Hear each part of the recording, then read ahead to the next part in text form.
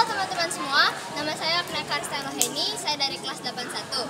Di sini saya ingin mempresentasikan tentang sistem pencernaan, sistem pernapasan, dan juga sistem ekskresi manusia. Yang pertama, sistem pencernaan.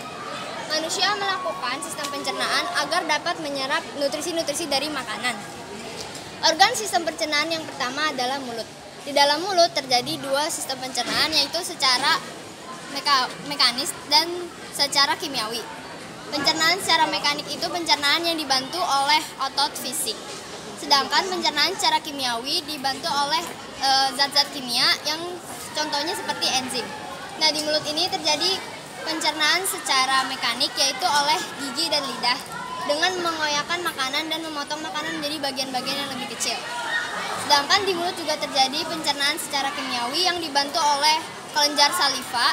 Kemudian makanan pun masuk ke esofagus. Sebelum esofagus, makanan melewati epiloktif. Epiloktis ini merupakan katup yang membagi antara saluran pencernaan dan saluran pernapasan. Katup ini mencegah agar makanan tidak masuk ke saluran pernapasan. Kemudian makanan masuk ke dalam lambung. Di dalam lambung juga terjadi proses pencernaan secara fisik, yaitu dengan otot yang melapisi dinding lambung. Dan juga terjadi pencernaan secara kimiawi yang dibantu oleh enzim pepsin dan juga asam klorida atau HCl.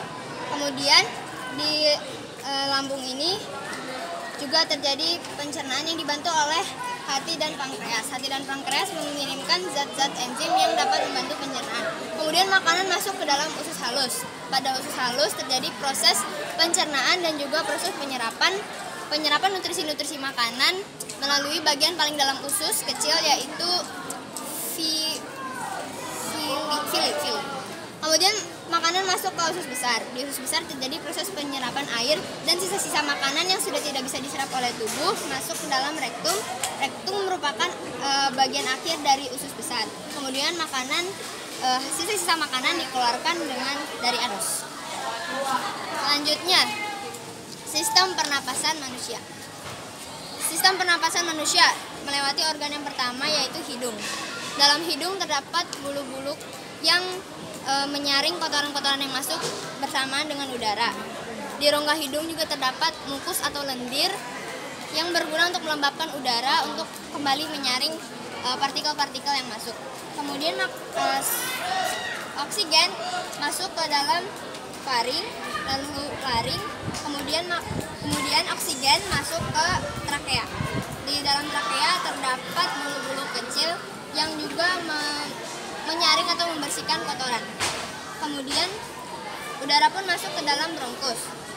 Di bronkus ini terdapat cabang-cabang kecil yang ada di dalam paru-paru. Di dalam paru-paru ini juga terdapat namanya alveoli, jamak dari kata alveolus.